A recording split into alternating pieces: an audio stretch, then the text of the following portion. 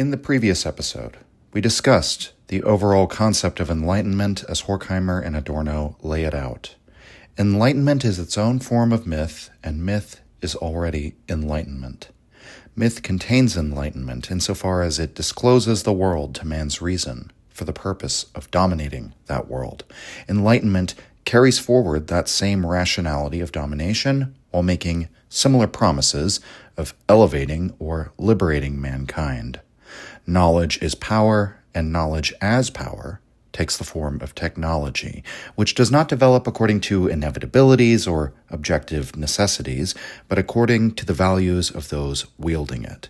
And because those wielding technology have embraced the rationality of domination, almost as a form of ideology, technology always serves the function of dominating.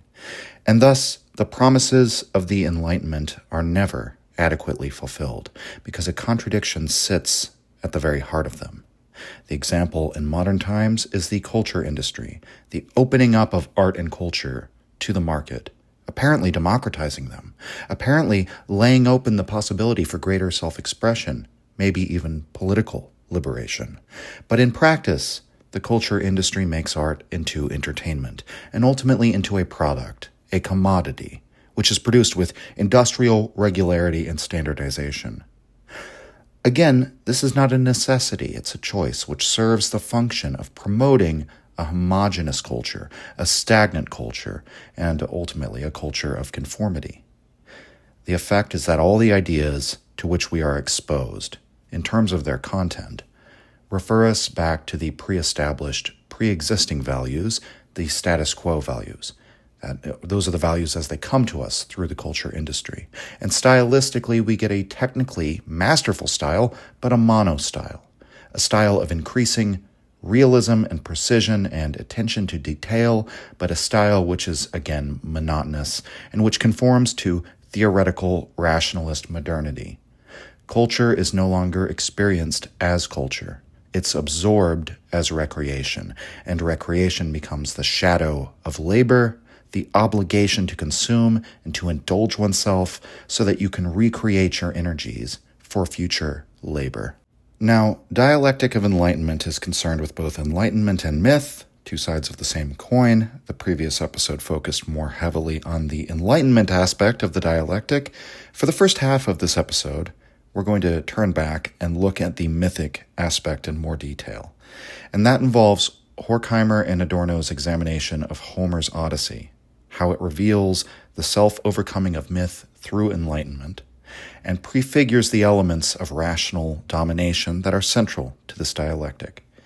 And for the latter half of the episode, we're going to look at their commentary on Juliette, the infamous novel by the Marquis de Sade, and the connections that they draw in that analysis to both Kant and Nietzsche. So, first, Homer's Odyssey. Adorno and Horkheimer write, quote, "No work bears more eloquent witness to the intertwinement of enlightenment and myth than that of Homer, the basic text of European civilization. In Homer, epic and myth, form and subject matter, do not simply diverge. They conduct an argument." End quote. The first time that Adorno and Horkheimer bring Homer's Odyssey into the discussion is in their first chapter on the concept of enlightenment. And they say that myth and enlightenment, power and labor, all intertwine in Homer's Odyssey. That's not normally the way that interpreters have tended to analyze the Odyssey, bringing in concepts like power relations and labor. It all has that very much the Marxist flavor to it, right? But Horkheimer and Adorno begin by drawing attention to one of the more famous episodes in the tale, when Odysseus and his crew must sail past the Sirens. The Sirens are mythical creatures. They're half woman, half beast, and they sing a beautiful song. And the song is alluring to all of those who sail by, and those who sail towards it, who hear the song. They invariably end up crashing upon the rocks as they steer their ships toward the source of the music. And the Sirens want to cause sailors to shipwreck so that they can, feast on their flesh. I mean, sometimes they're portrayed as almost like nereids or some kind of fish creature, but that's sort of in the popular consciousness. But in the traditional accounts, they had wings. So they're almost like predatory birds, like singing an enchanted song that entraps their prey. So Odysseus' solution, so that he and his crew can pass safely, is that they'll tie Odysseus to the mast so that he cannot get free. He can't swim towards the siren's song. And meanwhile, those who continue to row past the sirens will plug their ears so that they can't hear them. Horkheimer and Adorno give a rather fascinating analysis of the story because it's interesting. Odysseus does not simply plug his ears. Why wouldn't he just plug his ears with the rest of the sailors? And nor does he row with the rest of the crew. He's their captain, their commander. He gets to hear the song, the beautiful song of the sirens. His crew, however, are not able to listen to it. And they can't be tied down because they still have to labor, because somebody has to row. So what are the sirens? What is it that the sirens represent?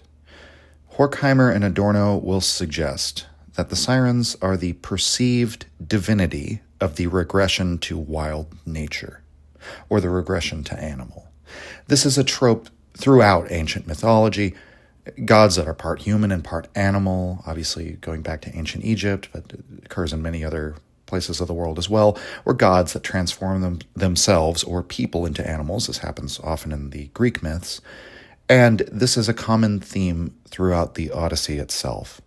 Either the regression to a literally animal form of being, as happens with, say, the encounter with the witch Circe, or being ensnared in some lower form of living. Perhaps we might say, in the way a lot of the ancients said that simply following after your pleasures or your impulses, your desires, made you more like an animal, right? So consider the purely sedentary, hedonistic way of living of the lotus eaters and the way that some of the crew becomes enchanted by that. So how do we understand this in the context of the Odyssey? Well, Odysseus and his crew encounter powerful forces in the wild. Monsters, spirits, and magic. And, it's the wilderness that you don't understand, which is beyond the power of human beings to master. And sometimes it threatens to destroy them or prey upon them. But sometimes the threat is quite the opposite. It's the threat of being enchanted by wild nature, being seduced into a paradisiacal return to being an animal.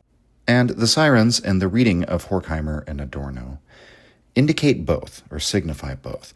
Their voices, their beautiful song, is that alluring aspect of nature, of the return to nature. The sirens are half woman, half beast. They're chimeric. They're a regression that sits between man and beast, and that wishes to prey upon men as well, but they have a beautiful song that enchants men. And so perhaps within this idea, there's something about art, about the power of music, the way that art hits us on the level of sensation, on the level of instinct or impulse, or we might say vibes, that threatens to lure us back to the world of the animal, the beasts. This is the power of art, to communicate meaning on the level of feeling rather than information. And this is why art has always existed in tension with the theoretical approach to life, the rational approach to life. Because ultimately, when it comes to the sirens, and their cry, which threatens to pull the masterful man of rational domination away from his position, captaining the ship, quote, their allurement is the power of losing oneself in the past, end quote. And here, losing oneself in the past could have multiple meanings. We could imagine it could refer to the romantic imagination of past ages, which Nietzsche also said could be stirred by the power of art, but also perhaps the past of the species, and the reversion to animal that the sirens themselves represent. And so we can look at the sirens' song as a glimpse of the beauty that perhaps existed in some past age. Perhaps it is the romanticism of somebody like Rousseau. Perhaps it is the longing that was expressed by the romantic neo-pagans in England in the early 1800s, who sort of yearned for the ancient Greek world in comparison to our modern, rapidly industrializing, increasingly complex and bewildering modern world. In any case, the sirens represent the allure of the past, but in a very specific way. It's the allure of that past understood as an enchanting danger. The past is no longer something that can be used, or rather it has been used, it's already been overcome. The rational man can't attribute value to anything useless. He has to recognize the enchantment of the sirens for what it is. It's an invitation to shipwreck. And Odysseus is the ruler, the landowner. He's the master in this allegory. So it's useful. Remember, we're dealing with Hegelians here, or those influenced by Hegel, to consider the master-slave dialectic, or the lord and bondsman dialectic, as it's sometimes referred to. So Odysseus is the master, the lord, the captain of the ship, the superior for whom the crew labors. The master's position is always established by his self-sufficiency in Hegel.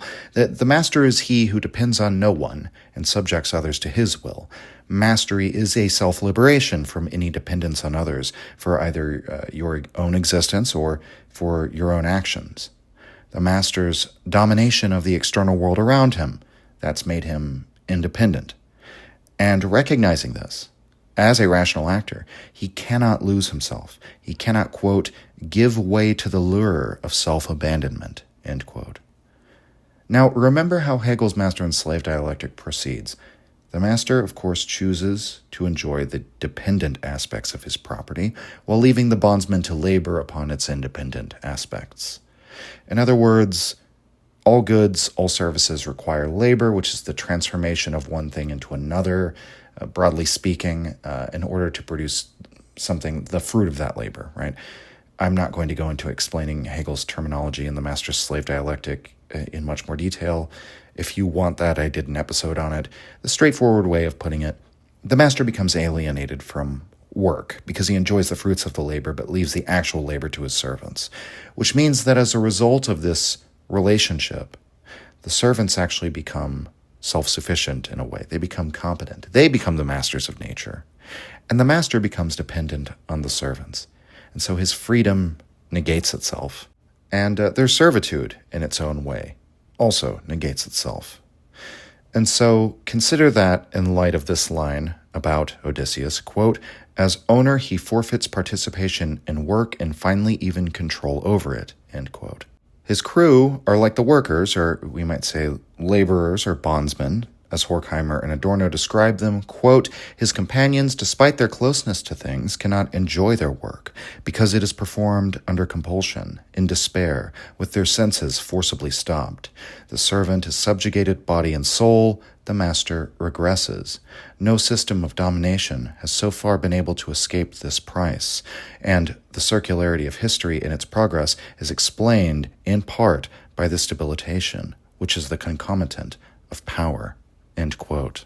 So I think they're very clearly referencing the master-slave dialectic without directly invoking Hegel in this passage. But they say, no system of domination so far has been able to escape this price. The regression of the master, or at least the fact that he begins to see the allure of this regression and notice he's passive, he's tied down, he's dependent. And also the subjugation and the domination of the laborers, subjugated body and soul. And consider the negative turn in the dialectic in the work of Adorno, in that these relations negate themselves without necessarily producing a higher dialectic. The circularity of history that is invoked here, its apparently cyclical movement, is really just the repetition of this same dialectic over and over again. The servant is subjugated, his individuality is made subordinate to another's needs, but the master's life is also inadequate because he becomes dependent. He becomes alienated from labor, alienated from the very roots of his own self-sufficiency, dreaming of an earlier, better age. But importantly, this doesn't culminate in anything. It's just a vicious circle. So it's fascinating as a reading. I would say it's best understood as a creative allegory using the existing text rather than anything that was intended by the writers of the Odyssey. It's a good metaphor, though, at least. I mean, the way in which the mental image of Odysseus and his crew sailing past the sirens, right, the captain tied to the mast, and the rowers with their ears plugged, gives us an image of the master-slave dialectic. The master is allowed to glimpse the alluring beauty of nature. He's allowed to experience the allure of the past, but he makes provisions such that he always maintains control of himself. He never departs his role as manager.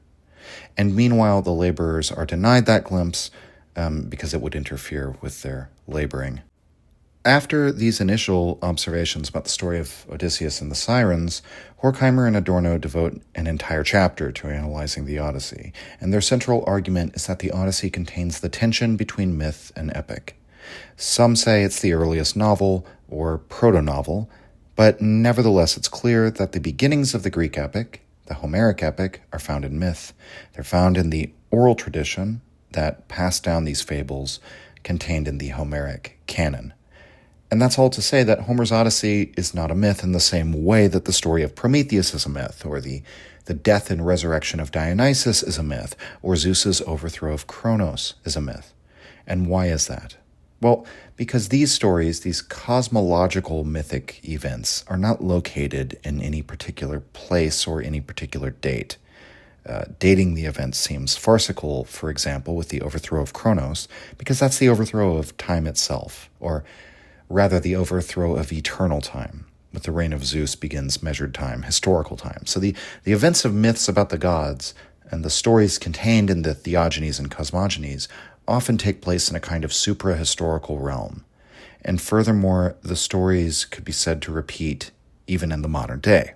And as for what I mean by that, we could consider the story of Persephone and her journey to the underworld. She's tricked into having to remain with Hades for half the year, and her mother, Demeter, experiences grief at being parted from her daughter. And that's the explanation for the withdrawal of light and warmth, and therefore growth and agriculture from the world during the winter months. And the return of Persephone brings with it the coming of spring. And so the abduction of Persephone and her falling victim to the trickery of Hades, her reunion with her mother, her continual duty to return to the underworld, those events in a way kind of play out again and again every year in a symbolic fashion. To put this another way, even though the Odyssey is larger than life and the characters are heroic and they're capable of doing things most people can't do, and it's, I'm not saying by any stretch that the Greeks considered these a literal historical fact, but it's also not clear that the events of the Odyssey are supra-historical or recur in everyday life, the way that many of the other myths, at least symbolically, do. Odysseus' journey is set right after a historical event, the Trojan War. He goes to real places, although the course of his journey is somewhat convoluted, but still, many of the figures involved are probably real people, even if their characters may be embellished.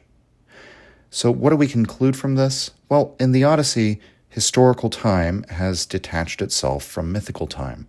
That's part of the transmutation that occurs in that movement from myth to epic. And so the Odyssey also holds special significance as part of the dialectic, because the transformation of myth into epic reveals that dialectic of enlightenment, the self-overcoming of myth, the move from these supra-historical and symbolic accounts of the world to historical and concrete accounts, stories tied to real events and people. And that's a subversion to some extent of the mythic and irrational character of archaic Greece, but that's what's demanded by that dawning power of reason. And if you'll recall from last week how we discussed that reason objectifies the world for the sake of taking hold of it, giving names and placing phenomena into categories, that's all a part of dominating nature with the mind. That's really what science is all about. That's how we justify our interest in science, and what we really want out of science is what it can do, the way it can allow us to command nature. We want to understand it in order to manipulate it. Well, the Odyssey, as a modern novel, is a part of that process of naming, mapping, charting, and so on and so forth, laying hold to the space with the power of the mind. Quote, "The primeval world is secularized as the space the hero measures out. The adventurers bestow names on each of these places, and the names give rise to a national overview of space. The shipwrecked, tremulous navigator anticipates the work of the compass. All the adventures Odysseus survives are dangerous temptations, deflecting the self from the path of its logic.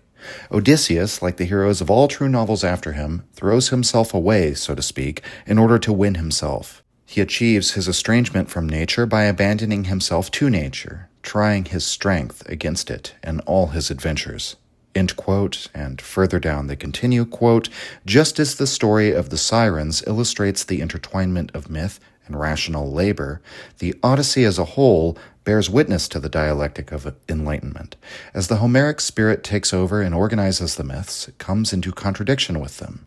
Homeric discourse creates a universality of language. It does not already presuppose it. It disintegrates the hierarchical order of society through the exoteric form of its depiction, even and especially when it glorifies that order. The celebration of the wrath of Achilles and the wanderings of Odysseus is already a nostalgic stylization of what can no longer be celebrated, and the hero of the adventures turns out to be the prototype of the bourgeois individual, whose concept originates in the unwavering self-assertion of which the protagonist, driven to wander the earth, is the primeval model. End quote. So it's possible some could be offended by the claim that Odysseus is the prototype of the bourgeois individual. Just from my own sensibilities, it seems like an inappropriate imposition of a later Marxist class understanding onto this character that's really quite timeless. But, let's take a step back and consider what Horkheimer and Adorno are saying in the context of, say, the culture industry. So, the central protagonist in so many cinematic productions or just popular stories, the action hero, the gunslinger who rides off into the sunset like Shane, or the superhero, the stoic soldier, whatever the archetype might be. And really, they're all part of the same archetype in a way. It's a fantasy image of individualism that ironically conforms to the same story tropes again and again and again, and ultimately that becomes a vessel for the projections of the alienated person in our technocratic society. It's a vessel for his fantasies, his id. So the individual hero at the center of a popular cultural production becomes basically just another way of satisfying a desire. It becomes another form of make-believe wish fulfillment, the same thing that we're sold in advertising. It's another thing to consume for pleasure, but always ends up referring us back to the conformist values. And so that movement of individualism ironically ends up serving the managers of a collectivist society because it atomizes the members. They all see themselves as nothing more than individuals, a lone man destined to wander the earth or to test himself against nature or against the system or something like that. Go make something of himself, as we say. In the same fashion that in the stereotypical version of the 1950s, the stern father kicks out his son at age 18 so he can go make something of himself. Now, to find this analysis of Odysseus helpful, I think it's again useful not to consider this from the standpoint of whether Homer or whoever assembled the Homeric epics intended any of this. I think we can even set aside the claim of whether the Odyssey is really a blueprint of the dialectic of enlightenment in the way that Horkheimer and Adorno claim that it is.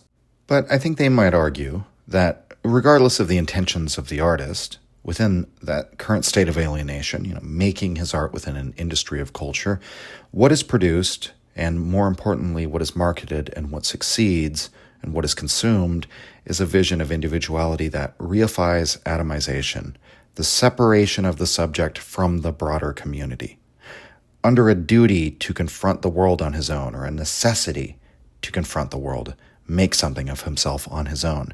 That's what becomes admirable under this cultural regime. But the strong, confident individual hero who stars in his own epic, is that a trope that came out of nowhere? There are centuries of novels and epics and cultural content, we might say, that recapitulates to that trope. And if you trace it back to the origins of Western civilization, we find it here at its earliest beginning, at that intersection of myth and epic, where epic sublates myth, we might say, and the stories we begin to tell become historical and begin to involve real people, real individuals. And Odysseus, the protagonist, he prefigures the model that will one day become standardized. That is what his type ultimately becomes as the dialectic of enlightenment draws its consequences in our own times. If you'd like, we can simply say whatever Odysseus is or could be, that's what we've done with the model laid down here. We've turned him into a trope, and for a very good reason. We've created the trope of the strong, confident individual hero alienated from his community. Quote, "The lone voyager armed with cunning is already a homo economicus, whom all reasonable people will one day resemble." End quote. Something else that I want to point out before we move on, it relates to the same questions that Nietzsche raised about the authorship of Homer during his inaugural address, which we discussed 3 weeks ago. Horkheimer and Adorno say the Homeric spirit comes in and organizes the myths, that The universality of language did not already exist. It's created by Homer. In other words, the standardization of the Greek language comes with the creation of its central literary epic. And we spent so much time talking about these theories of Homeric authorship in that episode. And so I think their statements should be relatively clear in what it indicates. Just as Nietzsche argues, the Homeric works were originally, an oral tradition. There was probably no one named Homer. What we call Homeric is the synthesis of this oral tradition. And Nietzsche says it comes out of the aesthetic judgments, originally of those scribes who, during the recension of Pisistratus, during which the Homeric works were standardized, these scribes come in and they organize the stories into a text. And so this in and of itself is a sort of a sublation of what myth was in oral tradition. The move from oral tradition to literature is another layer of significance of the move from myth to epic, because this represents the change from an auditory spoken form of communication, which involves all the aspects of a performance, tone of voice and gesture and so on, and it's carried on through memory. It's continually re-dramatized in the telling, versus the written word, right, where now the story is set in ink, the details become concrete. They attain consistency. They attain predictability and reliability. The information is preserved more perfectly. But the dramatic element, the elements that are only experienced momentarily in the story's telling, and all of those elements of creativity or improvisation, or the aspects that can just simply only come through in the telling of the story, all of that is lost. And Marshall McLuhan also made some very interesting remarks about the transition from an auditory culture to a linguistic culture. So it's a big part of why the transition into epic from myth is driving forward the dialectic of enlightenment, because it's an increase of the rational power over art or over culture, spirituality, whatever we want to say. Now, obviously, in modern times, there's a whole, as I've already mentioned, subculture of people who are very focused on Homer and on the Odyssey, or just on Greek culture and the imagery and the vibes and the aesthetics in general, and look at all that as a core part of Western civilization. Typically, these people are more traditionalist or right-leaning or something like that. And Horkheimer and Adorno have some very interesting comments about that whole relationship. Some of this may actually be somewhat surprising to some of you in the modern day. But so what they say is that the traditionalists or the reactionaries, that what they tend to celebrate about the Odyssey, or about archaic Greek culture in general, has to do with the celebration of naked force. And that there is something refreshing, perhaps something based, about the straightforwardness with which a Greek hero will proclaim, the struggle between us is not a moral one, it's a contest of naked force, right?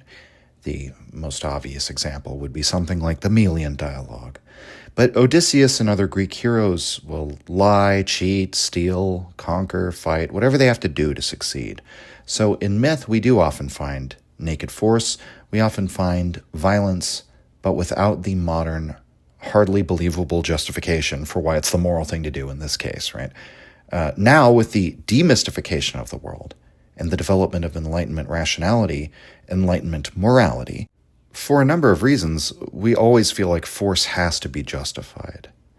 This might be part of, remember in the last episode where we were talking about atonement in the myth, which Horkheimer and Adorno describe as sort of the principle that everything that happens must answer for why it has happened. So there's perhaps some of that in modern thinking, but this is part of the contradictory nature of Enlightenment thinking, because you could, in a way, you could say that the ideology of naked force, or the acceptance of naked force, is in a way more coldly rational than the sort of the moral obfuscations that are often made in modern times. But in any case, we can lay all that to one side. To put it bluntly, if you think that what the world really is a contest of forces, well, then the world of myth will seem far more honest to you. The aspect of their argument that might seem unexpected is The claim that the mediation effected by enlightenment, so for example, the synthesis of myth into epic, or the act of situating the hero in history, treating the story as a concrete fact, secularizing the terrain and the places by naming and describing it, cataloging it, if you will. That mediation, that gradual demystification of the world, is itself simply a development of naked force from the very start, because rationality is a form of force. And the dawning rationality within the sublation of myth is the development of force into a new form. And by the way, rationality is a far more powerful and more sophisticated form of force than, a lion's skin garment and a giant club or whatever it is that Hercules had. So the very same thing that the reactionaries lament that we've lost in post-Enlightenment society, Horkheimer and Adorno say, well, don't worry, it's still there. It's always been there. In fact, its naked force exists more powerfully than ever in modern society. Another irony is that, while in today's world, many traditionalists and reactionaries celebrate the Odyssey as the birth of Western civilization, in past times there were many of that same bent who said that the Odyssey was a degeneration from the archaic period of Greece. Horkheimer and Adorno here are mainly addressing the hyper-reactionaries in Germany who held that the Odyssey is a story that must have come from the traditions of seafarers, nomads, or even merchants, with some justification, by the way. So the story of the wandering individual, escaping danger, navigating to his destination, only with, his own cunning and his own crew to rely upon. The thing that, this trope that Horkheimer and Adorno call the blueprint of bourgeois individualism.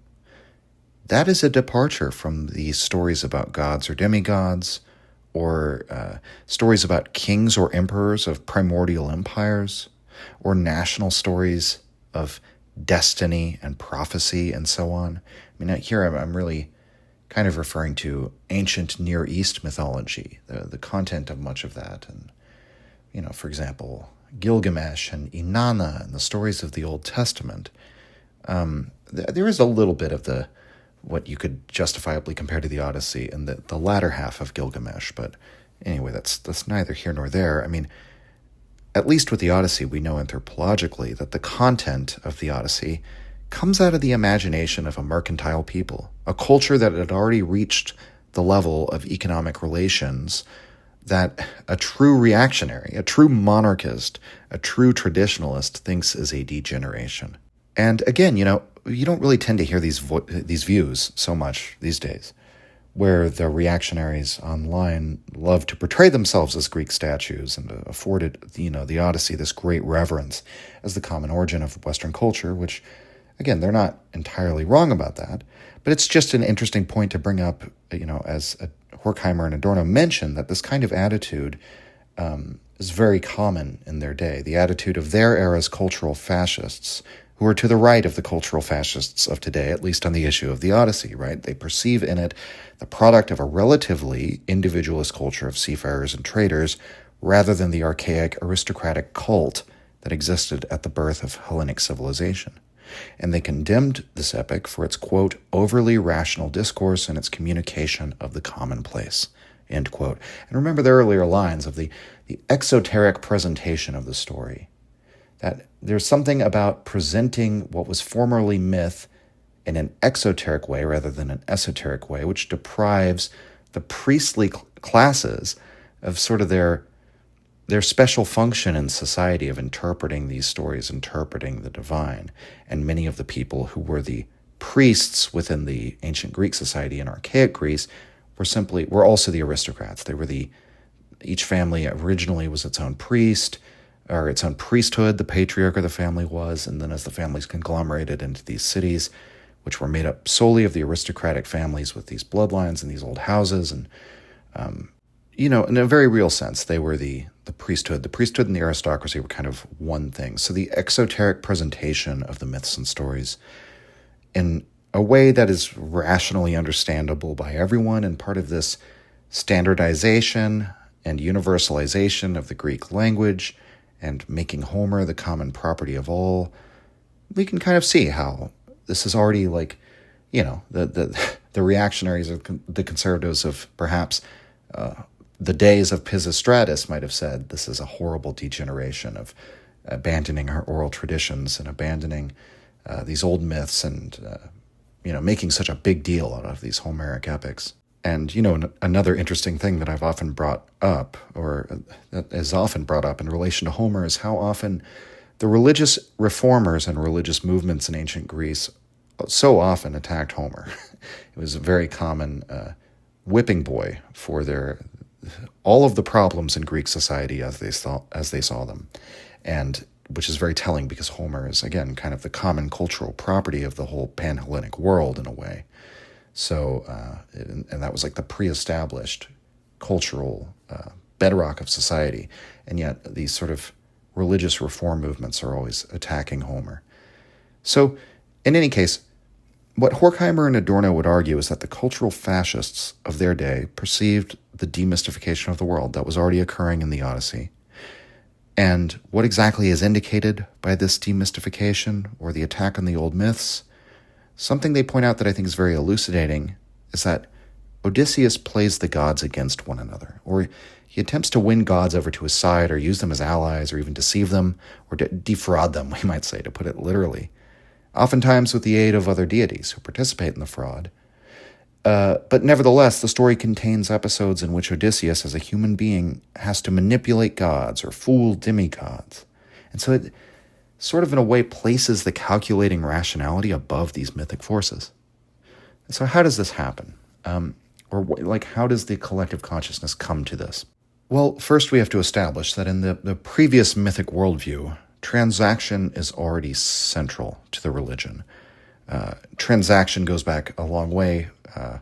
These concepts of money, exchange, debt, and credit, some theorize that these concepts may even predate the existence of markets, because mankind would already have to think in terms of debt and credit when it comes to tribal society. One has to take account of these things to maintain the honor of their tribe in relation to their neighbors, right? So, for example, have you sufficiently paid back any slights that a tribe committed against you by taking revenge? Or have you paid back any gifts from other tribes by giving your own gifts to them? And, in the German Teutonic tribal society, this was called Wehrgeld, sort of the balance of blood for blood, right? And that logic exists even in primitive religion. In ancient Greece, it exists in the guest and host relationship to some extent, right? There's sort of a transactional element. Being a host is both a sacred duty, and it's something that one does so that they can call upon the same favor in the future. And the sacrificial worship is really the central thing, the propitiation of the gods through offerings, which is buying their favor. That clearly has a transactional element, and these elements of myth paradoxically appear as a prototypical form of what we might call a rational exchange. So notice how sacrifice as an exchange operates. The god in its primordial form, in the human imagination at least, is really just like a name for some part of wild nature. And so it's originally perceived as like an independent, autonomous entity. The act of transaction dissolves that conception. That's why Horkheimer and Adorno say that God dissolves in the sacrifice. What does this mean? Well, in the conforming of nature's purposes to human ends, the God as an autonomous entity no longer exists in the same way within the imagination. And this is the origin of this elevation of human cunning above even the gods. Quote, "Cunning is nothing other than the subjective continuation of the objective untruth of sacrifice, which it supersedes. That untruth may not have always been only untruth. At one stage of prehistory, sacrifices may have possessed a kind of bloody rationality, which even then, however, could hardly have been separated from the thirst for privilege." End quote. So that's the kind of rational exchange of the sacrifice as it existed in the imagination when people truly believed in these sacrifices, right? And that there's something in the way that when we begin to defraud the gods or make fraudulent sacrifices or think we can trick or deceive them, not just transact with them, in which this is the, as they put it, the subjective continuation of the objective untruth of sacrifice. That's the revelation of the untruth of sacrifice. So even in sacrifice itself, there's already this movement in the mind that attempt to take power over the gods, really over nature, right? And remember Francis Bacon's words, quote, "We are thrall unto nature in necessity, but if we would be led by her in invention, we should command her in action," end quote. So nature lays down the laws, but once we understand those laws, once we have the knowledge, we can manipulate those laws. We can become master of nature. So in the mythic world, we already have that notion of gods, wild nature, laying down laws, and then man learns the laws in order to transact with nature, but then Odysseus takes it a step further. As mentioned, Odysseus often has to resort to ruses and deception in order to escape at various times. It's one of the things Odysseus is known for, and oftentimes these ruses involve a transaction or an offering or a sacrifice with natural deities. At other times, the gods themselves, which are Odysseus's Olympian allies, come to his aid against Poseidon, and these include Zeus, Athena, and Hermes. And he defeats Polyphemus, a demigod, through deception. Later, he's aided in disguising himself by Athena, and there's something in this that takes that elevation of rationality over the mythical or the mystical to a new level. It makes the gods something that can be not only bargained with, but actually exploited. But in dominating nature in this way, in dissolving the autonomy of nature, making it into something dependent on oneself, something that you can exploit for your own ends, and thus in creating that subject-object dualism, you split yourself off from nature. So self-preservative rationality, the eschewal of traditions of sacrifice, produces a kind of man who is alienated from nature, even from his own nature, from his own thought. And to some extent, the real mythic element of Odysseus is the fact that he throws himself into nature. He risks all. He even he sacrifices himself at the altar of nature, right? Or he gives himself up to it. Because, again, this is the story of the strong, confident individual who goes out and by sort of throwing himself into danger, into the wild, he gains himself or he finds himself. And that becomes, ironically, it's precisely what Enlightenment gradually makes more and more implausible as a life path, say in modern times, and which becomes more and more of a fantasy, that trope that we've discussed. And the reality, as Horkheimer and Adorno argue, is that in fact, this very process of employing the rationality of domination, of going out and cataloging, dominating nature in that way, actually ends up alienating us from nature. So Horkheimer and Adorno write, quote, "At the moment when human beings cut themselves off from the consciousness of themselves as nature, all the purposes for which they keep themselves alive, social progress, the heightening of material and intellectual forces, indeed consciousness itself, becomes void, and the enthronement of the means as the end, which in late capitalism is taking on the character of overt madness, is already detectable in the earliest history of subjectivity. The anti-reason of totalitarian capitalism, whose technique of satisfying needs in their objectified form determined by domination, makes the satisfaction of needs impossible, and tends towards the extermination of humanity. This anti-reason appears prototypically in the hero who escapes the sacrifice by sacrificing himself." End quote. So there's a lot there, but we can see how there's something of that. The loss of the self through alienation is what makes void the entire, the entire ends that the means was serving. So in other words, self-preservative rationality, this desire not just for self-preservation in the literal sense, but again, accumulation of resources and, all of these things, all of the material needs that we're trying to attain through technology and rational domination, all of that is voided by the fact that the self is exactly what is not preserved. The individual, which is alienated from nature by this theoretical view of life, finds himself essentially, he finds that none of these techniques of satisfying his needs in the industries, the various modes of production of the market, actually are satisfactory. There's always this feeling of having lost oneself in the dominating machinery, so to speak. And the most important thing is the means have become the end.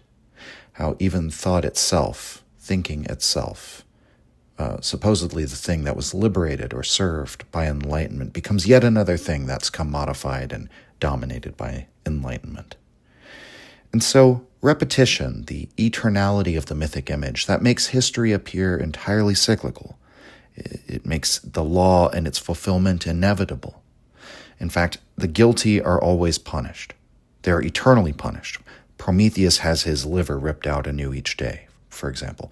Tantalus every day rises to pluck fruit from the branches that always pull away from him and stoops to drink, only to have the water recede from him.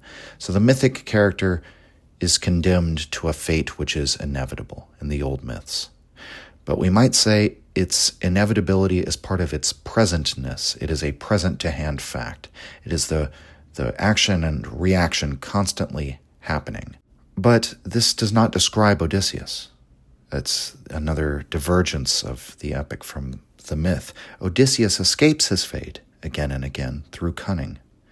Odysseus struggles against mythic inevitability. He struggles against fate, and he outsmarts fate.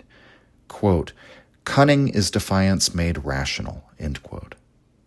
The one whose cunning does not struggle against the terms of the contract. They find a loophole, and the way Odysseus gets past the sirens in their song, for example. He who is bound, who is tied down, is just as drawn to the sirens as the one who isn't, but Odysseus finds a workaround. Horkheimer and Adorno point out it was a later era that even had the thought of binding prisoners on board ship. In earlier ages in Greece, prisoners were, immediately executed, more or less. Odysseus is therefore technically enlightened, right? He acknowledges the superiority of nature in the siren's song, but he takes a technical precaution so that he effectively he submits to the conditions of the law laid down by nature. He fulfills the terms, but by fulfilling the terms, the contract is also dissolved, so to speak.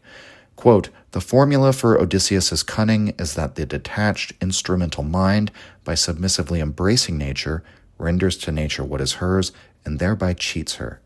End quote. And so, this pattern repeats throughout Odysseus's adventures. As an avatar of lordly self-mastery, he struggles against both undisciplined vagabonds and the monsters of primeval nature that haven't yet been assimilated into the rational order. All of the monsters whom he defeats or outwits are obstacles, challenges to the mind becoming superior to nature. So, for example, he's almost seduced by Circe, who transforms his own crew into pigs. Odysseus's men are also tempted by the lotus eaters, and he has to go drag them back to the ship, right? Force them to row. I think they bind them to the ship to force them to row. The crew is threatened by Polyphemus and the Cyclopses, and they're described as the way they're described is almost like barbarians from an earlier form of civilization. Like a hunter-gatherer period of civilization. So that, Cyclopses represent a time when mankind, people were hardier, they were stronger, they were made strong by nature, by the true self-sufficiency demanded by nature, but they're also stupider, right? They haven't been civilized. They're one-dimensional, they're narrow-sighted, they're easy to trick, right? So in another example, Odysseus triumphs over them by tricking the Cyclops with language. He uses his words in a deceptive manner. And anyway, I won't go into all the details because there's so much to cover here in this episode. But in any case, so we can see that repeated pattern where the use of Odysseus's trickery, which is something often commented upon as a sort of moral examination of the Greeks, Horkheimer and Adorno see as revealing sort of, remember what Nietzsche says, that the intellect reveals its chief powers in dissimulation, that the real advantage of intellect is the ability to trick or cheat or defraud. That's the power that it gives you, at least in social relations, is what Nietzsche is primarily talking about in that essay. So in any case, it's the triumph of rationality in some sense, of the rational individual over the myths, or at least if the myths have not been completely demystified. They become something that can not only be bargained with, but exploited. And repeatedly, again, Odysseus's cunning is his main trait. It's his instrumental mind, submissively embracing nature, rendering nature what is hers, and cheating her at the same time. Cheating the contract by fulfilling it. So with all of this laid out, we have to talk about the section where they bring Nietzsche into this discussion, because, of course, I have to talk about that on the Nietzsche podcast. So, quote, like few since Hegel, Nietzsche recognized the dialectic of enlightenment. He formulated the ambivalent relationship of enlightenment to power. Enlightenment must, and they quote Nietzsche here, quote, be drummed into the people so that the priests all turn into priests with a bad conscience, and likewise with the statement. That is the task of enlightenment, to show up the pompous behavior of princes and statesmen as a deliberate lie, end quote.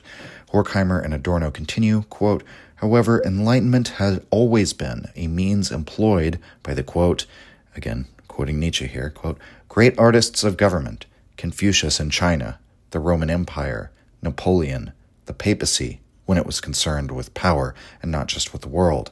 The self-deception of the masses in this respect, for instance in all democracies, is highly advantageous. Making people small and governable is hailed as progress, end quote. Back to Adorno and Horkheimer, quote, however, whereas Nietzsche's attitude to enlightenment and thus to Homer remained ambivalent, whereas he perceived in enlightenment both the universal movement of sovereign mind, whose supreme exponent he believed himself to be, and a nihilistic life-denying power, only the second movement was taken over by his pre-fascist followers and perverted into ideology, end quote. So I find some of what they have to say about Nietzsche to be a bit questionable. I don't think that Nietzsche himself would say that what he perceived was a dialectic. And I think he would also take issue with the phrasing of saying that he would consider himself the exponent of a sovereign mind. That's a very Hegelian way of viewing Nietzsche, that overall I just wouldn't ever use those terms. But with that said, I do think they're pointing to something real insofar as I think Nietzsche sees his critique of truth as a kind of fulfillment of the Enlightenment, the truest form of truth-seeking, something like that, which, of course, must turn about and critique the will to truth. But he also sees how that entire operation of the conscious intellect as the totalizing rationality, as they say here, as a life-denying power, leading to nihilism, and that as the end of the Enlightenment. I mean, these critiques are a very recognizable aspect of Nietzsche, and they sort of say that that's the part that the pre-fascist followers pervert into an ideology. And I think they're largely correct about that there is a two-sided view of the Enlightenment from Nietzsche, or from rationality as such. And depending on people's political persuasion, whenever Nietzsche comes down on both sides of an issue, which he does on basically all issues, they can sort of weight their interpretation more heavily on the side that fits their political or moral needs or something like that.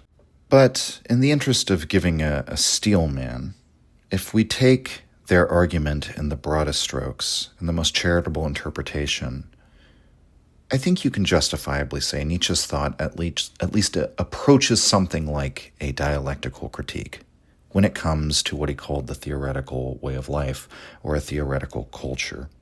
And this is largely in Birth of Tragedy, where he talks about this, but he suggested that the faith in the intellect, or the belief that, quote, science can really confine the individual within a narrow sphere of solvable problems, end quote, he said that belief would eventually negate itself. That, quote, the principles of science must perish when it begins to grow illogical, that is, to avoid its own conclusions, end quote. So the theoretical view of life negates itself, in other words, and Nietzsche lays out how he thinks this happens. The theoretical man can never fully realize his vision because, many reasons, but rationality actually cannot measure and catalog and account for every last aspect of human life, or it can't deal with all of it. It has to take certain parts like art and sequester them in sort of a magic circle, as we said, in a taboo territory. And the theoretical man finds that his own reason is often motivated rather than disinterested. Like if he performs the kind of critique that Nietzsche eventually fully articulates in Beyond Good and Evil, he finds that many of the certainties that he held about knowledge and the pursuit of knowledge are actually false, and he might come to some conclusions that are rather problematic for the power of rationality over human life. And also, the theoretical man discovers a great chasm between theory and practice, or between ideal and reality, which is another sort of, I would say that's an inevitability. And finally, his very rationalist inclinations drive him to uncover the contradictions or the fraud in any system, the falseness of any system's myths or any culture's myths, or the distance between the ideal and the reality in any political system or church institution or whatever it might be. And so Nietzsche believed that Europe had come to this exact point. And in Nietzsche's work, he attributes this to Kant and Schopenhauer, but particularly Kant, who critiqued and ultimately delimited the boundaries of reason's domain. This is the eventual fate of all theoretical approaches to life, when reason divines its limits, when it recognizes that it can't solve everything or account for everything, and particularly when reason fails to stave off pessimism. The optimist begins to search for, quote, a coast in the wide waste of the ocean of knowledge, end quote. All those quotes, again, are from Birth of Tragedy. So contained in Nietzsche, there is this idea of enlightenment as both a progression and a regression, or rather, not an endless progression, but something that contains the seeds of its own demise, might be a way to put it. So it's a drive toward knowledge. It's not an inevitable process of liberation or any of these myths that we've made out. It's an experiment, and it has a beginning and it will have an end. And Nietzsche gives that same account of knowledge as power in other places, such as in Daybreak. Truth requires power in order to be preserved or to propagate itself. The drive to knowledge, he says, is a sublimation of the will to power. And eventually, that rationalistic power will destroy the myths that upheld the Enlightenment in the first place. That's another thing we can find in Nietzsche's work. Those are elements that you can find in the Death of God passage, or when Nietzsche writes about how the moral skepticism developed by Christianity eventually turned against it. So I think Horkheimer and Adorno put Nietzsche into such Hegelian terms because that's how they think about things, whereas they're recognizing something real, and what they're recognizing is that common insight that rationalism undoes itself. And while I think Horkheimer and Adorno are correct to bring out the sort of, ambivalence of Nietzsche as regards the Enlightenment and point out that the fascists only saw the one angle of it, I mean, would you really expect anything different? I mean, is Nietzsche really the cause of any of that, or is he simply articulating the underlying dynamics that are seized upon by whatever political movement? Because after all, the way that rationalism undoes itself is by undermining its own mythic foundations, which is going to produce really two kinds of outcomes. It's going to produce either those who are going to undermine the Enlightenment by holding up utility as the most rational thing, which then produces something like the society we're in now, where we try to thoroughly as possible dissolve all of the myths and move on to a quote-unquote purely rational society, which in a way is like a betrayal of the principles of the Enlightenment, because all individuals are done away with and become statistical and all of these things. Or the Enlightenment might undo itself by producing that romantic reaction. It might produce that reaction that says, no, the nihilism of that approach is so bad that we're going to throw away all of the potential benefits or the ways that the Enlightenment advanced mankind, and throw all that away and undo the Enlightenment the other way. I mean, really, the key point, or one of the stronger points of Adorno and Horkheimer's work, is that fascism comes out of this democratic society. That democracy and not necessarily democracy itself, but the Enlightenment ideology that underlies it is the very thing that produces fascism. That's part of a dialectic. It's not just something that comes that's totally alien to it. It's again, the call is coming from inside the house. So, as regards Nietzsche's own views, just as a brief aside, Nietzsche himself promoted the idea of perhaps like a Napoleonic figure founding a new European empire of many nations and peoples, which would become a kind of common civilizational project, and one that importantly does away with democracy and creates a radical aristocracy. The important thing to me, whether you agree with that end or not, is that Nietzsche is not, he's writing to the aristocrats or to the free spirits. He's not writing to the general populace.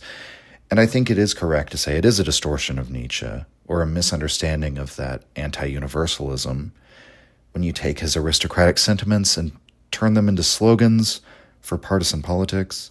I mean, we all know what Nietzsche said about partisan politics, how it makes you dishonest, it makes you lazy in your thinking, and everyone has to paint their ideals into giant frescoes of stupidity and so on and so forth. And what you get in that case is millions of people who think they're all aristocrats if you try and implement that kind of ideology on a mass scale. And that proposition makes no sense because we can't all be aristocrats, right? People have to sweep the streets and pick up the trash, right? So what's the solution? Well, maybe we're aristocrats as a race, right? Maybe a master race. And functionally speaking, even though we're the master race, we all obey the central authority of an all-powerful state, which bureaucratically manages the society. And so the state becomes a new idol, and the collective becomes, ironically, more slavish than ever in calling itself a master race. And, like with all systems that have been birthed by modernity, Nietzsche is an enemy of all systems that come out of the Enlightenment. Individuality and leisure time and art and creativity themselves are throttled to death over the course of this development. There's always that leveling that happens in mass politics, just because of the practical realities of mass politics, among other things.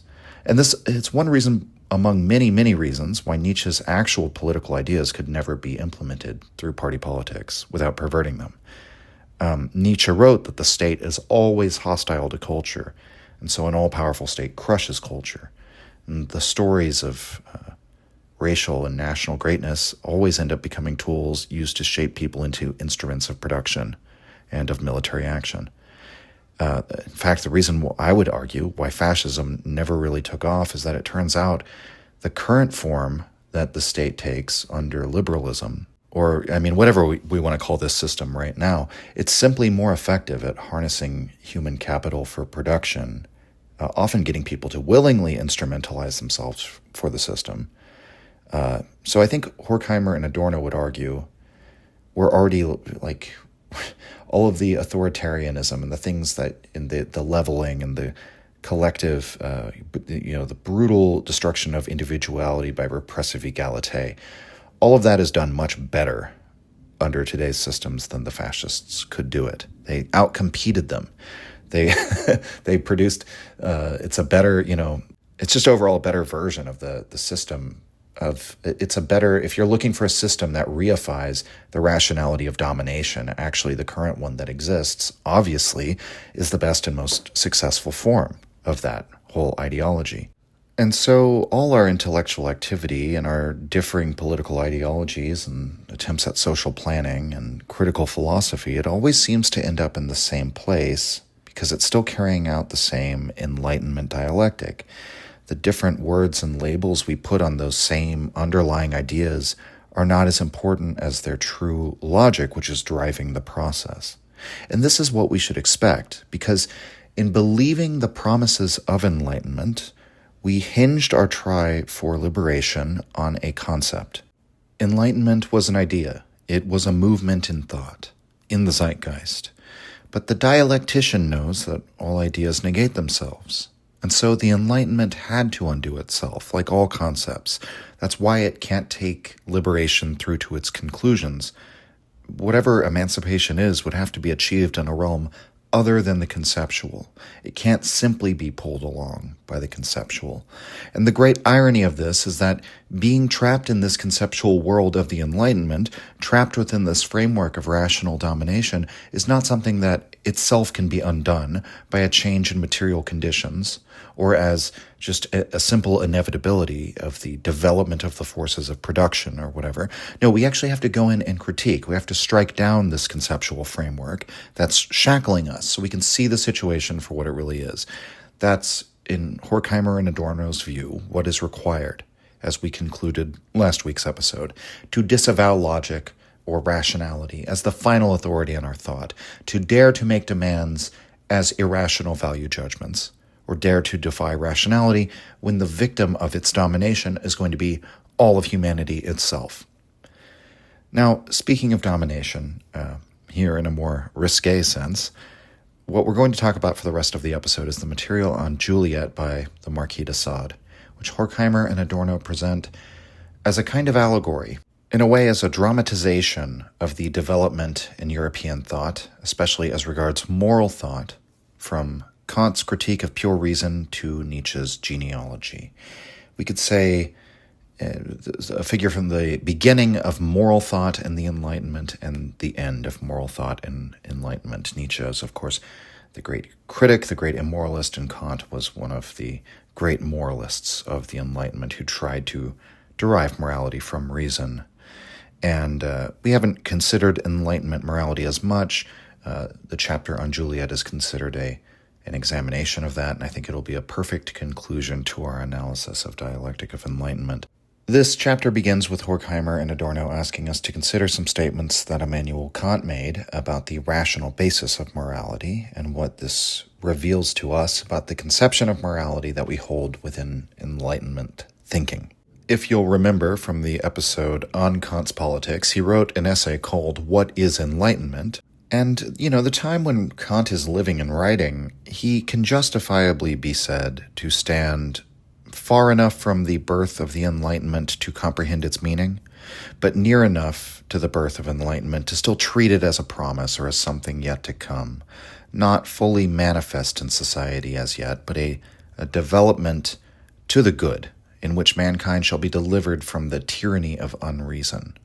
The language that Kant uses is akin to the language we would use for someone coming of age, or reaching, as we might call it, the age of reason. Enlightenment is a coming of age on a civilizational scale, we might say. It's the dawn of an era in which man can rule himself. That's what Kant emphasizes. So what does it mean for reason to rule? Reason for Kant is a faculty aimed at understanding, and understanding produces a systemization of knowledge, quote, the connection of its parts in conformity with a single principle, end quote. And reason inevitably leads to, as in the categorical imperative, a, quote, collective unity as the goal of the activities of the understanding, end quote. And in this, Horkheimer and Adorno once again draw attention to the monarchical, or at least hierarchical conception of reason that's contained in Enlightenment thinking. Reason is presented as an organizing regime of the mind that places the appropriate goals at the top of a hierarchy of goals. It unifies the self in its devotion to that goal. And Horkheimer and Adorno write, quote, knowledge consists in subsumption under principles.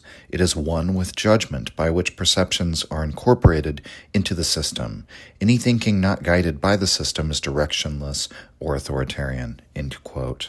So just as Bacon was very upfront about what science was doing, mastering nature, delivering sovereignty over nature into the hands of human beings, Kant is very upfront about what reason is supposed to do. What reason gives us is the power to organize the self under a moral law, ultimately. But here as elsewhere, there's a contradiction, and one that Horkheimer and Adorno bring out, I think, rather brilliantly. Actually, it's one of the most brilliant explanations in the whole text, and it gets to something that I've always felt about Kantian morality. Like all systems of moralism which attempt to prove themselves by reason, it's something I've always kind of felt but could never really articulate. So they write, quote, reason, as the transcendental, supra-individual self, contains the idea of a free coexistence in which human beings organize themselves to form the universal subject and resolve the conflict between pure and empirical reason in the conscious solidarity of the whole. The whole represents the idea of true universality, utopia. At the same time, however, reason is the agency of calculating thought, which arranges the world for the purposes of self-preservation and recognizes no function other than that of working on the object, as mere sense material, in order to make it the material of subjugation. Everything, including the individual human being, not to mention the animal, becomes a repeatable, replaceable process, a mere example of the conceptual models of the system. Conflict between administrative, reifying science, between the public mind and the experience of the individual, is precluded by the prevailing circumstances.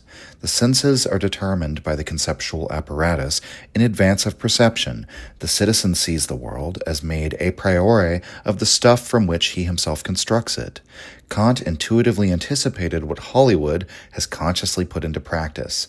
Images are pre-censored during production by the standard of understanding which will later determine their reception by viewers. The perception by which public judgment feels itself confirmed has been shaped by that judgment even before the perception takes place. Although the secret utopia harbored within the concept of reason may have glimpsed the repressed identical interest which lies beyond the diverse accidental interests of subjects, reason, operating under the pressure of purposes merely as systematic science, not only levels out differences but standardizes the identical interest. It acknowledges no determination other than the classifications of the social operation. No one is different to the purpose for which he has been produced, a useful, successful, or failed member of professional and national groups. He is a single, random representative of his geographical, psychological, and sociological type. Logic is democratic. In this respect, the great have no advantage over the most menial. Science stands in the same relationship to nature and human beings in general as insurance theory stands to life and death in particular. Who dies is unimportant. What matters is the ratio of incidences of death to the liabilities of the company." End quote. So there is this utopian dream beneath the Enlightenment, which Horkheimer and Adorno phrase in a very Hegelian way, but which is nevertheless arguably intimated by the likes of Rousseau, Kant, and many others of this era. And there's a sense in which Kant, even though he's certainly not a socialist, that at the very least will have this common recognition of every human being as an end unto himself. At least that's the kind of ideal society that we could strive for. And the terrible thing is not that we fall short of this dream, it's that we actually work toward realizing it, and the result is to achieve this unity of all human beings as of rationally equal worth or something like that. And this has the so-called democratic effect of extinguishing the individual and making us all equally worthless. Everyone's a number, everyone is a statistic, it doesn't matter who died, it matters how your death fits into this ratio on the books of an insurance company, for example. And why would this be? Well, because reason has that twofold character. It allows us to conceive of a purely rational world, which would be, in principle at least, a totally universalist world. But reason in practice is an instrument of self-preservation, or more precisely, we might say, in toto, it's an instrument of accumulation, of efficiency, of schematizing and organizing. And in any case, the fear that many classical liberal intellectuals in recent years have put forward of the disappearance of the individual within a collectivist machine or something, Horkheimer and Adorno would say that is the outcome of the Enlightenment. It's not contrary to it, or to the extent that it is contrary to it, it's a contradiction that was always there from the beginning. That outcome was contained within it because of the contradictory character of reason. Yes, it will make us all equal in terms of rights or dignity, but this ends up being an equal null value. Reason will pursue efficiency and accumulation and so on, but not just as the tool of individual greedy people, but rather all people will become part of that repeatable, replaceable process. So from the lowest worker to the richest CEO, all can be replaced. I mean, think of that healthcare CEO that was assassinated. Did that really affect the company or their bottom line or its operations in any meaningful way? I mean, no, he was replaced, and business goes on. And above all, enlightenment in the form of morality produces this monomorality. It standardizes what is perceived to be in the public's interest.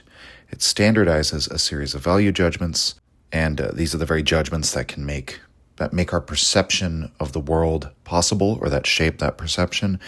That those value judgments that fit the public interest are those which are repeated or reiterated in a million different cultural forms, again, as the productions of the assembly line. So now, to fast track through the argument a bit, Horkheimer and Adorno will essentially say that this dialectic, as philosophers think it through, of the possibility of a universalist utopia.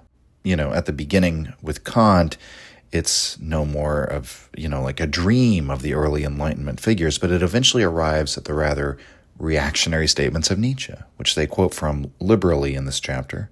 But Nietzsche's cynicism is really, again, something that was always bound to emerge from the dialectic from the very beginning. It was always contained within it. It's a cynicism directed at that leveling, standardizing tendency that makes everyone into the last man. That Nietzsche's philosophy is a kind of dialectical rebellion against the society that would be created out of that purely rational tendency. That from the moment Kant imagined that society in which everyone's duty-bound to obey the same moral law that we derive from rationality, and which Kant calls freedom, or, a society in which all are ends unto themselves, or a world in which the application of that moral law results in perpetual peace, whatever it might be, Nietzsche was inevitable as a rebellion against the practical result of that ideology.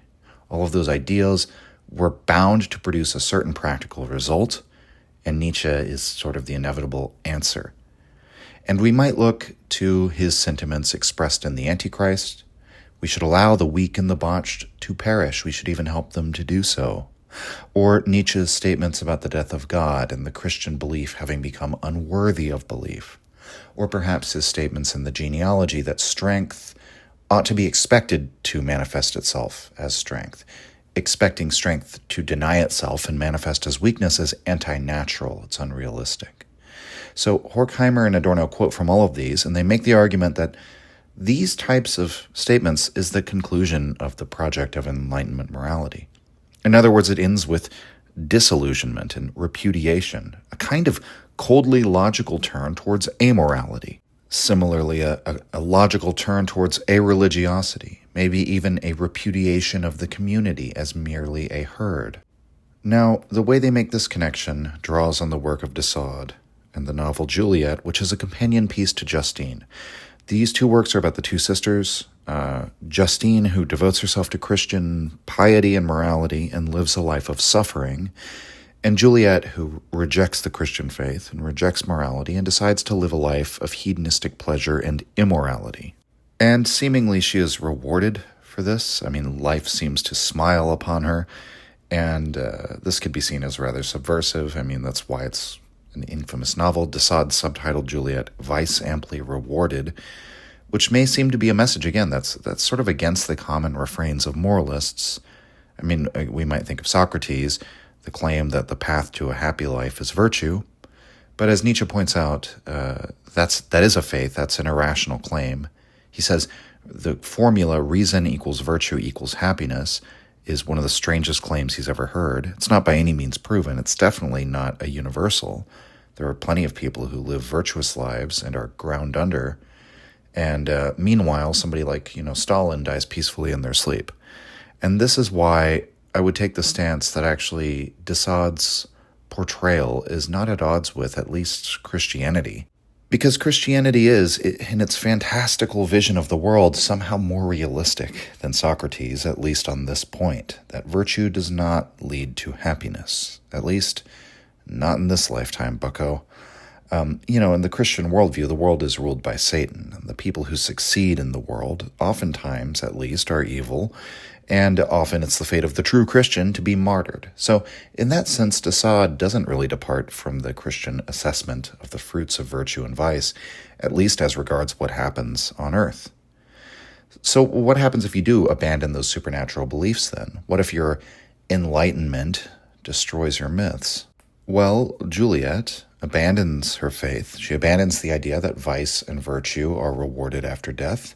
She decides to pursue only pleasure. She lives this sexually debauched lifestyle. She has no morals. I mean, she sleeps around, she commits murder. I mean, everything's fair game. She eventually becomes rich and successful. And like many de Sade novels, Juliette alternates between graphic sex scenes and discourses on amoral philosophy. And Horkheimer and Adorno make the argument that the sex scenes and all their complexity, I mean, there's these orgies with all these participants, they have to be arranged, logistically, according to a kind of logic, right? That, Juliette's debauchery is not enacted with the passion of a zealot, but with a kind of steady, procedural attitude. And even her opposition to the church is not passionate. It's kind of cool-headed in a way. And this passage really gets at it here. Quote, "As a good philosopher, Juliette remains cool and reflective. All is done without illusions. To Clairwell's proposal for a sacrilegious act, she responds, quote, Now that we do not believe in God, my dear, the desecrations you desire are no more than useless childish games. I may be still firmer in my disbelief than you. My atheism is unshakable. So do not imagine that I need the childish pranks you propose to confirm it. I shall take part because it amuses you, but only for entertainment." End quote. And so keeping with this theme of Nietzschean rebellion against Enlightenment morality as a sort of final consequence of it, Horkheimer and Adorno go through and show these various exchanges in the novel where characters express Nietzschean sentiments. They write, quote, "Juliette's credo is science. She abominates any veneration which cannot be shown to be rational. Belief in God and his dead son, obedience to the Ten Commandments, preference of the good to the wicked, salvation to sin. A dead God, she says, of Christ. Nothing is more comical than this nonsensical combination of words from the Catholic dictionary. God, which means eternal, death, which means not eternal. Idiotic Christians, what do you intend to do with your dead God?" End quote. And for another example, another character says, quote, "Where, I ask you, is the mortal stupid enough in the face of all the evidence to claim all men are born equal in law and in fact? It was left to a misanthropist like Rousseau to put forward such a paradox, since, being extremely weak, he wanted to pull down those to whose level he was unable to raise himself. What effrontery did it take, I ask you, for this pygmy, 4 feet 2 inches tall, to compare himself to the model of stature and strength, whom nature had endowed with the strength and figure of a Hercules? Is that not the same as comparing a fly to an elephant?" End quote. It's hard not to see the comparison to Nietzsche in those statements. Now, is this all to show, that Nietzscheanism makes you evil? Well, no. What they're arguing is, what's emphasized instead is the cold, calculating rationality behind the new lifestyle of pleasure-seeking that Juliette engages in, and beneath the motives and even the stated principles of these amoral characters. So once again, we have rationality bringing this promise of a universal moral law, but it also has this domineering quality, and we could say that an Enlightenment's quest to impose an ultimately utilitarian system of thought to turn everything into calculable units of pleasure and pain, or of production and profit, and so on and so forth, what eventually emerges is simply the ideology of maximizing pleasure and profit for oneself. Rational self-interest, as somebody like Rand would have later put it. And that means this conceptual utopia in which everyone is recognized as an equal kind of casts a shadow. Nietzsche, in Horkheimer and Adorno's view, is Kant's shadow, in a way. Both are honest exponents of enlightenment. Perhaps that's the way in which Nietzsche can be called the supreme exponent of the mind of enlightenment. Everyone becomes a quantity that is repeatable and replaceable, something to be used, sort of the rationality of utility, and therefore in a society with this great contradiction between those who have power and those who don't, this ideology manifests as almost a kind of like pure domination. And Nietzsche, far from being an irrationalist, from this reading actually reveals a purely rational way of living in light of the death of God and the leveling of human beings into instruments of equal worth, or rather of equal unworth. So for one example, one of the characters suggests the people ought to be freed from the fear of hell, but this should be replaced with fear of the state or of the ruling powers. So liberating people from the fear of hell, you would say superficially that's liberatory, There's all sorts of optimistic views of that. You could liberate people from fear of the afterlife so they can really live now. Well, no, we need the soul terror that they feel to be a rational terror, the terror of a harm that can be visited upon them in the real world. And this character, the Prince of Francavilla, expresses that by enacting harsh and universal laws, they will end up punishing, or rather disciplining, the poor, the lower orders, but not themselves. Because in concept, the law is universal. But in practice, the material contradiction makes it prejudicial, right? Again, just as the law of reason in the grandest scale, right, the grandest scheme of things, the law of reason in concept is universal, but in practice leads to domination. So Francavilla says, quote, "The people must be freed from the fear of a future hell.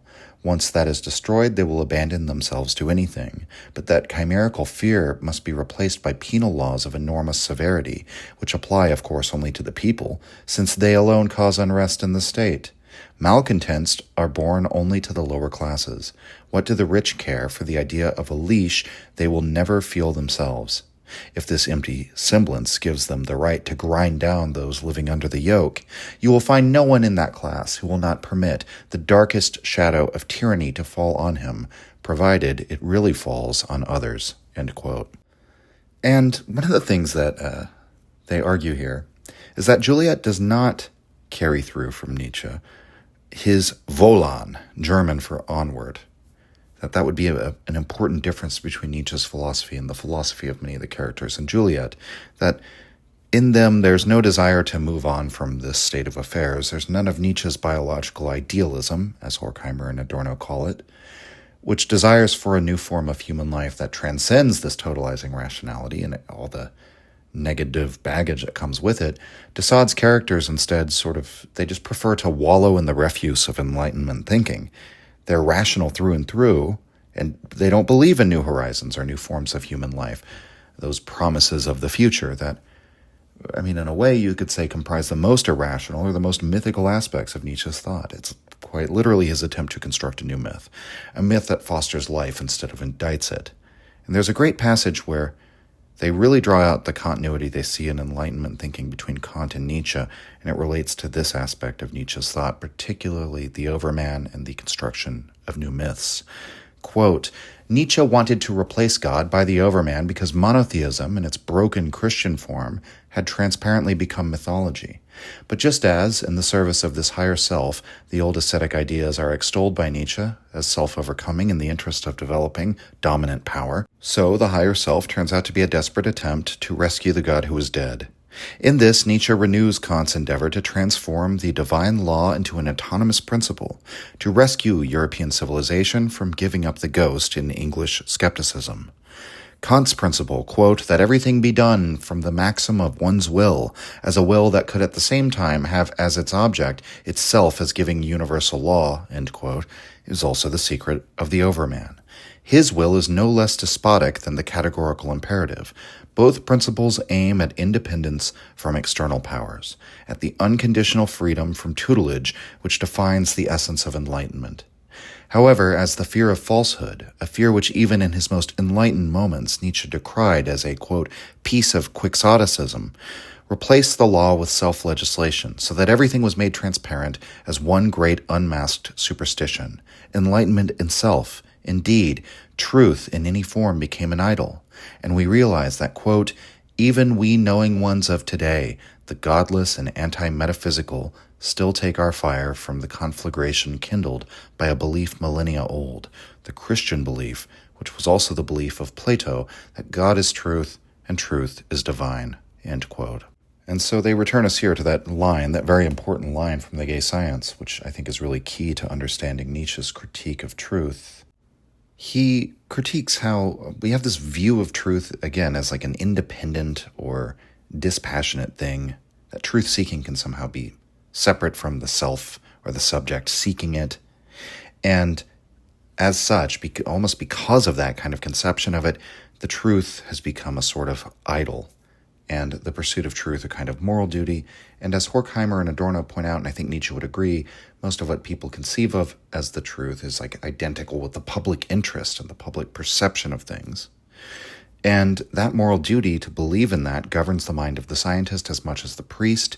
Indeed, the academic has become a new type of priest. The really interesting aspect, though, is that they argue that Nietzsche is aimed at freedom in the same way that Kant is. That Kant takes a divine command and he turns it into a moral law within. Nietzsche takes away all those existing collective moralities, demands we create a self-legislated morality. In both cases, Kant and Nietzsche depart from the idea of duties given by on high, and they locate morality now within the individual. Both are despotic in their way, both Kant and Nietzsche, because they both demand that the individual's moral law or their freedom conform with the philosophical principles that they've already sussed out. So Kant says, be free, but you aren't really free unless you follow the categorical imperative, right? Nietzsche says, be a free spirit, but you aren't a free spirit unless you recognize the same value system that I do, right? Because the value system I've recognized is the reality. That's a healthy value system. Anything else is unreality. It's sickness. It's a flight from reality. So there is that kind of despotic element to what they're doing. And, the comparison is very fascinating, probably very disagreeable for us Nietzscheans.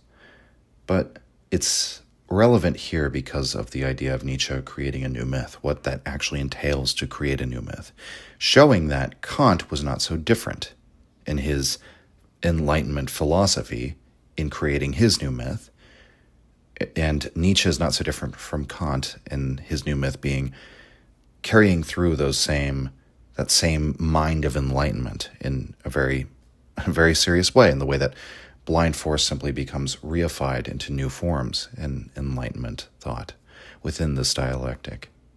But again, when it comes to analyzing de Sade, there's no desire, none whatsoever, for a new myth in Juliette. She's purely rational, purely scientific. She's slaked off all myths and only hedonism remains. There's no rational basis for searching outside of hedonism and exploitation and domination. There's none of that onward, as we've said. And another important difference with Nietzsche is that Juliette still has one superstition from Horkheimer and Adorno's view, and that is pleasure itself. One cannot really emphasize how unpitying Nietzsche is without bringing in the other side of that coin. So Nietzsche denigrates calculations based on reducing pain, but he also denigrates calculations based on increasing pleasure.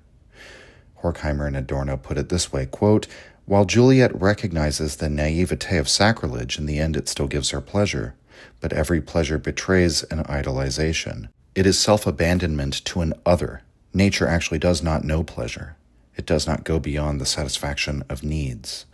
All pleasure is social, in the unsublimated effects no less than in the sublimated. It springs from alienation.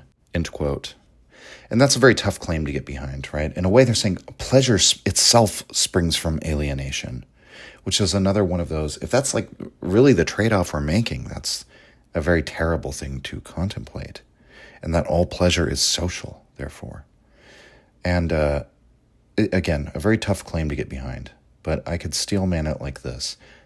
Perhaps nature does not know pleasure. Because do you really experience pleasure if you don't have the self-awareness of experiencing it? And where does that self-awareness come from?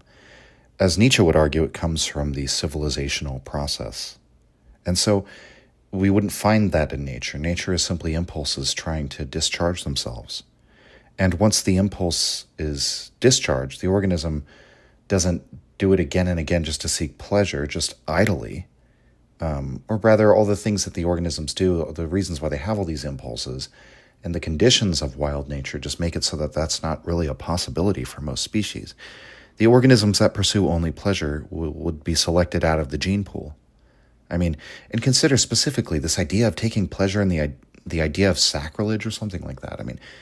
Taking pleasure in a purely non-utilitarian act, a non-pragmatic act, something that's not driven by impulse, it's not even a physiological need. It depends on social constructs and images in order to be possible, right? In order to have sacrilege and the idea of taking pleasure in it, you have to have some concept of the sacred. So the point here is that this worship of pleasure, in some sense, is a recommitment to myth. Pleasure has its use in the system. It's a motivator. It's one of those basic human needs, quote unquote, that has to be rationally accounted for.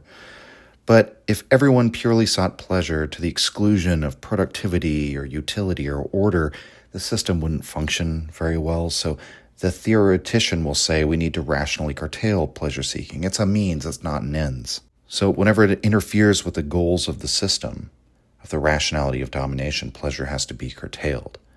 And so there's a sense in which Juliette's pleasure-seeking, even in itself, is a return to myth in a strange way. They write, quote, Nietzsche is aware of the still mythical nature of pleasure. In its abandonment to nature, pleasure renounces the possible, just as pity renounces the transformation of the whole. Both contain a moment of resignation. Nietzsche tracks down pleasure in all its hiding places, as narcissism and solitude, as masochistic enjoyment in the depressions of the self-tormentor, against all who merely enjoy, end quote. Now, I don't want to undersell the degree to which Horkheimer and Adorno do associate Nietzsche, in light of all this, with the birth of fascism, what they call the cult of strength, which fascism took to absurd heights. And again, Nietzsche criticizes pity and sees it as deriving from Christianity. And de Sade feels more or less the exact same way. They both hold that Christianity is an ideology of the weak. It imputes pity onto the strong because the weak have no other way offered to them by nature of bringing down the strong. And so, while I do think there's something here to this analysis of the Sadean rejection of rational morality, the embrace of rational immorality as a consequence of Enlightenment thought, it is possible to use these ideas as a kind of rebellion, as Horkheimer and Adorno put it, against civilization itself. And again, in theory, this rebellion or protest against civilization centers a new victim narrative in a way, that we've all had our instincts hammered down or suppressed by the anti-natural enculturation we've received. And Nietzscheanism really speaks to the individual, feels like they've been forced into this leveling schema that destroys them and only offers consumerist pseudo-individuality in place of real individuality. But Horkheimer and Adorno charge that, quote, in the guise of a great power and a state religion, the master morality places itself entirely in the service of the civilizing powers that be, of the solid majority, or resentment, and everything at once opposed. The realization of Nietzsche's doctrines both refutes them and reveals their truth, a truth which, despite his yay-saying affirmation of life, was hostile to the spirit of reality. End quote. So, I mean, did you really expect that Nietzsche would escape unscathed here? I mean, like with Kant, Horkheimer and Adorno don't target Nietzsche because they think he's a bad person who consciously wanted to bring forth fascism, even though Kantian rational morality is just as much of a part of a dialectic that brings about fascism as Nietzsche's morality or critique of morality is. Their point here is that Nietzsche's doctrines, when realized, reveal their truth and refute themselves. So to the extent that Nietzsche positions himself as struggling against the modern world, struggling against totalizing rationality, he both truthfully critiques this zeitgeist and, in the final analysis, ends up recapitulating to rational modernity. And thus they say that both Sade and Nietzsche perpetuate the contradiction, but at the same time contribute to its clarification. Now, I've thrown a lot at you over these previous episodes, and it might be difficult at this point to tie this all together, to constellate the knowledge of what exactly Horkheimer and Adorno are saying about de Sade and Nietzsche. And I will say, from my experience, this is a work that you sit with, that you read and that you reread. And dialectical thought is very difficult in a certain way, the way that, Adorno and Horkheimer, their arguments don't move in a straightforward line. They sort of go back and forth and illumine both sides, the concept and its contradiction as it manifests again and again. And so just for my part, I benefited greatly from reading and rereading. So, that would be my advice if you're going to tackle this work. But, and we've also covered it a bit out of order. We've kind of jumped around a bit, which I think is justified given the subject matter and the style and all that. But I think there's a wonderful ending to this particular chapter that I think actually helps tie together many of the points that have been made about Nietzsche and de Sade and Kant, but also the points that have been made throughout Dialectic of Enlightenment. So here is the conclusion of this chapter on Juliette. Quote, The dark writers of the bourgeoisie, unlike its apologists, did not seek to avert the consequences of the Enlightenment with harmonistic doctrines. They did not pretend that formalistic reason had a closer affinity to morality than immorality. While the light-bringing writers protected the indissoluble alliance of reason and atrocity, bourgeois society and power, by denying that alliance, the bearers of darker messages pitilessly expressed the shocked truth. Into hands stained by the murder of spouses and children, sodomy, killing, prostitution, and infamy, heaven has placed these riches to reward me for such abominations, says Clarewell in her summary of her brother's life. She exaggerates. The justice of bad domination is not quite so consistent as to reward only infamy, but only exaggeration is true. The essential character of prehistory is the appearance of utmost horror in individual detail. A statistical compilation of those slaughtered in a pogrom, which also includes mercy killings, conceals its essence, which emerges only in an exact description of the exception, the most hideous torture. A happy life in a world of horror is ignominiously refuted by the mere existence of that world. The latter therefore becomes the essence, the former negligible. No doubt, the ruling group in the bourgeois era did not engage in killing their own children and spouses, or in prostitution and sodomy as frequently as their subjects, who took over the morals of the rulers of earlier times. However, when power was at stake, the rulers have piled up mountains of corpses even in recent centuries. Compared to the mentality and actions of the rulers under fascism, in which power has come fully unto its own, the enthusiastic description of the life of Brisa Testa, although those rulers are recognizable in it, pales to harmless banality. In Sade, as in Mandeville, private vices are the anticipatory historiography of public virtues in the totalitarian era. It is because they did not hush up the impossibility of deriving from reason a fundamental argument against murder, but proclaimed it from the rooftops, that Sade and Nietzsche are still vilified, above all by progressive thinkers. In a different way to logical positivism, they both took science at its word. In pursuing the implications of reason still more resolutely than the positivists, their secret purpose was to lay bare the utopia which is contained in every great philosophy, as it is in Kant's concept of reason, the utopia of a humanity which, itself no longer distorted, no longer needs distortion. In proclaiming the identity of power and reason, their pitiless doctrines are more compassionate than those of the moral lackeys of the bourgeoisie. Where are the greatest dangers, Nietzsche once asked? In pity. With his denial, he redeemed the unwavering trust in humanity, which day by day is betrayed by consoling affirmation. End quote. In so many words, de Sade and Nietzsche are thinkers of the Enlightenment just as much as Rousseau and Kant. They just think it through to the end, they're clear about what it means in practice, and they do not distort its meaning for their own moralistic ends. And because of this, even though they're vilified by progressives, they're far, far more indispensable for anyone interested in social change, even, to study them. More indispensable than all the lying, whinging, soft-hearted moralism of liberal democratic Enlightenment advocacy. The light-bringers, as he calls them.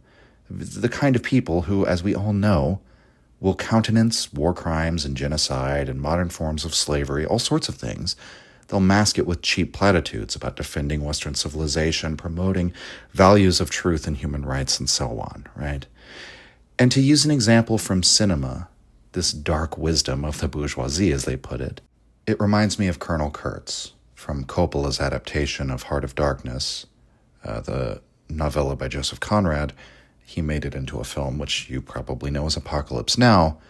Kurtz discourses on the need for men who are moral, men with hearts, men with families, men with a commitment to principles and to duty, who are willing to commit atrocities in the name of civilization, in the name of Enlightenment morality and rationality, we might say, that the West is trying to bring to the rest of the world. In the context of Joseph Conrad's novel, it was European colonization for the sake of educating the world, establishing a tutelary government over more primitive peoples. In terms of the Vietnam War, it was rescuing the Vietnamese for their own good from the perils of giving in to socialism or communism. And so, in Coppola's version, the Vietnam War is the backdrop, this war in which we're trying to save the Vietnamese from themselves. We're trying to stop them from embracing a collectivist ideology. No, go with us, individuality, freedom. We want to keep you free. And we're willing to drop napalm on you to do it, right? And so Kurtz, he repudiates the timid, lying morality of the managers of society who don't recognize what they're really doing. They're conquering, they're enforcing their will, they're dropping fire on civilians. And so Kurtz has this dark honesty. He has this full commitment to the principles upon which the war is based, even if that means abandoning the formal command structure, because it's irrational. It fails to deal with all the threats, fails to recognize the correct strategy. It's leading the war to defeat. And because Kurtz rebels against that, he goes rogue. He has to be killed. His assassination is ordered by men who believe in those Enlightenment principles. These are men who have carried out all the same atrocities in the name of those principles as Kurtz. But they have to kill him, even if he's right, because it threatens to unmask the darkness beneath the whole project. He's too honest about it. That, in allegory, is the historical place of Nietzsche as Horkheimer and Adorno see it in the dialectic of Enlightenment. That's why he's hated. There was that comic, what is it, a Jack Chick tract, that one frame that's become a meme. They hated Jesus because he told them the truth, right? It's really that simple. But Kurtz is, in my view, perhaps the best mouthpiece for the Nietzschean critique of Enlightenment, the best representative in cinema for that. At least the best that I've encountered.